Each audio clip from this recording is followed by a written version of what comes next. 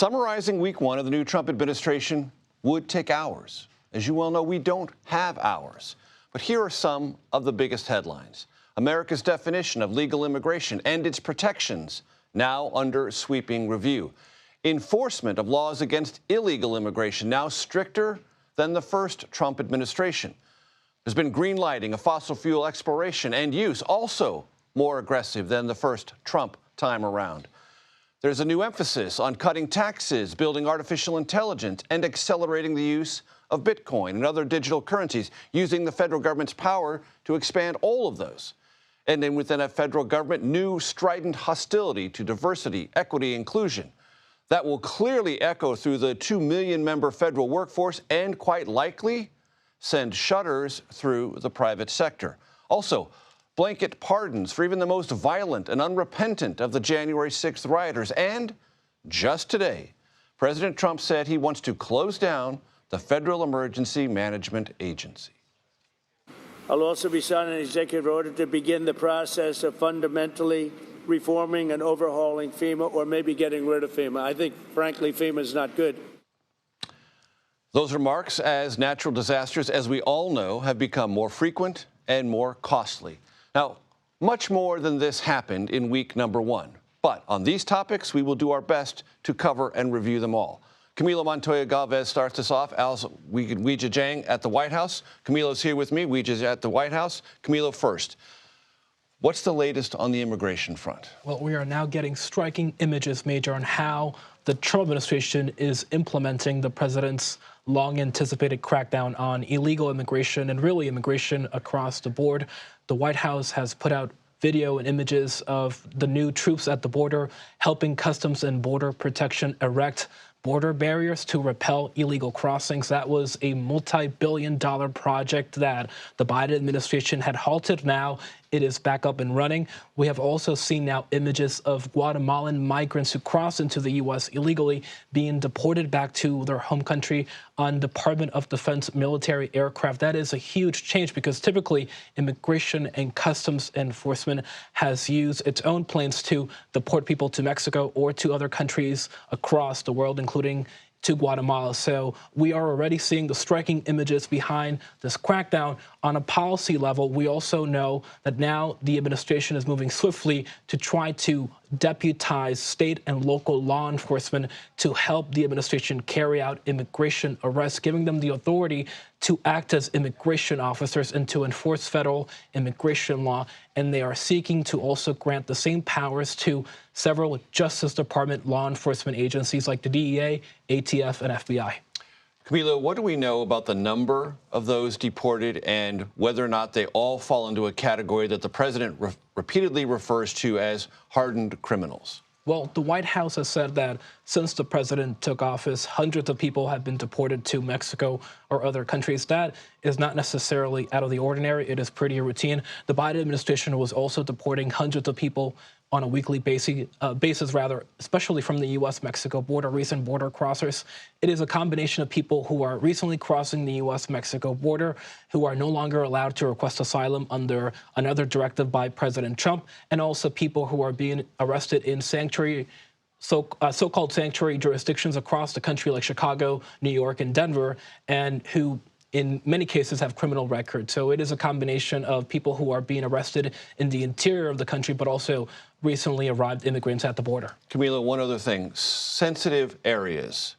Talk about them and what the Trump administration is doing that is new as regards to activity from immigration officials in so-called sensitive areas. Sure. So for the past 10 years or so, ICE has been prohibited generally from carrying out immigration arrests in so-called sensitive locations. That includes schools, churches, other places of worship, and also public demonstrations like rallies, as well as hospitals and other healthcare facilities, because the idea is that if you do make immigration arrests at these locations, that sends a chilling effect that deters people from accessing critical social services. But the Trump administration now has rescinded those limits and has given ICE the authority now to arrest immigrants who are in the country illegally at these locations, including schools. And obviously, that is fueling a lot of anxiety and concern among many immigrant communities. The Trump administration, however, is saying that this will only be used on a case-by-case basis and particularly to target people who are serious offenders. But that is still to be determined, of course. And according to the administration, such enforcement activities haven't occurred yet. They That's could, right. but Yeah. haven't yet. That's right. Yep. So reports that maybe they have in one jurisdiction or another, double check your local news media outlet and sources, because there's a dispute about whether it has or hasn't. Camilo That's right. Montoya-Galvez, always a pleasure. Thank you very much. I want to go to Weijia Jiang at the White House. So the first trip outside of Washington, D.C. for President Trump, North Carolina first, en route now to California to survey wildfire damage in Los Angeles. And the president, as he has done every single day this week, made plenty of news. Major, you're right. And today he has put politics in the spotlight of somewhere that it typically isn't, and that is in responding to a disaster. When the federal government responds to a disaster, to be more precise, because he has already made a lot of news during these stops in North Carolina. And as you mentioned, he's on his way to California. And in those stops, Major, he talked at length about this idea of dismantling FEMA, which is a federal agency. And he railed about how much red tape there is, how it takes too long, how they've done a terrible job responding to disasters. And he floated the idea of taking all of that money and just paying directly to the states. And we want to be clear here, Major, that he does not have the unilateral authority to do that, even though he has said he has signed an executive order to get that ball rolling. Congress would have to give him permission to essentially reorganize a federal agency. And when you look at the states that are really impacted by natural disasters, especially like hurricanes, they're all in the South, right? You have Texas, Louisiana, North Carolina, Florida. These are Republican-led states, and those lawmakers would have to answer to their constituents about why they are allowing the president to get rid of this federal agency. But I don't want to get ahead of ourselves, because that is what made the news today, Major, because Trump spoke at length about it. But, you know, there's another part of this that's his semantics and rhetoric that makes a difference, because we know now he's heading to California. He's at war with Governor Newsom there, who is expected to greet him at the airport, even though Trump didn't officially engage with him, according to Newsom, as of yesterday. So we'll be watching closely, Major, how this all comes to a boil. And as you said, Weijia, and this is a really important point, Congress would have to have the final word on whatever reorganization occurs of FEMA. There is a request that's coming from North Carolina for an extra $20 billion in assistance to help those struck hardest by Hurricane Helene. There will be a multi-billion-dollar request from California to assist those in Los Angeles, and those dollars are going to flow through FEMA to both of those places.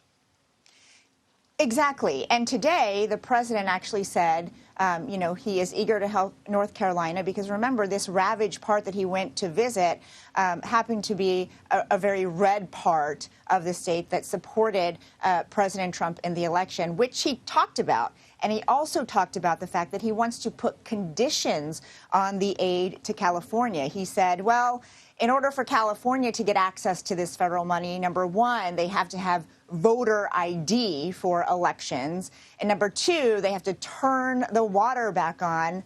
And, you know, that's obviously in criticizing the way California and Governor Newsom handled these wildfires. And California quickly responded saying, you know, in our state, we do require voters to show some form of ID. And they said that the amount of water pumping has not changed since his first term. And so, Major, again, these words matter, though, right? Because if you're in California and you're hearing, well, wait a minute, this federal money might not come to us if our governor doesn't do what the president wants, that alone is creating this misinformation and allowing politics to seep into something when really, you know, the people of California are just waiting for relief, waiting for as much support as they can get, given what they are going through.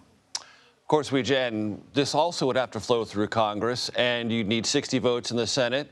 And so whatever negotiations the president wants to engage in, California, North Carolina, anyone else, he's going to need Democrats to get to that 60-vote threshold. So the rhetoric is one thing. The reality may very well be different. Weijia Jiang in the North Lawn of the White House, thanks so very much.